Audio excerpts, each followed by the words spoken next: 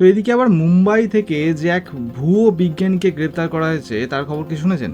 তো সাম্প্রতিক মুম্বাইয়ের ভার্সোভা থেকে এক ফেক সায়েন্টিস্টকে সাম্প্রতিক গ্রেপ্তার করা হয়েছে। শুধু তাই নয়, গ্রেপ্তারের পর পুলিশ তার কাছ থেকে সন্দেহভাজন কিছু পারমাণবিক তথ্য এবং 14টির মতো মানচিত্র উদ্ধার করেছে। ভাবতে পারছেন? শোনা যাচ্ছে ওই ব্যক্তির নাম আখতার কুতুবুদ্দিন হোসেন। তিনি দেশের শীর্ষস্থানীয় পারমাণবিক গবেষণা ইউনিট ভাবা অ্যাটমিক রিসার্চ সেন্টারে কাজ করতেন, এমনটাই তিনি পরিচয় দিতেন।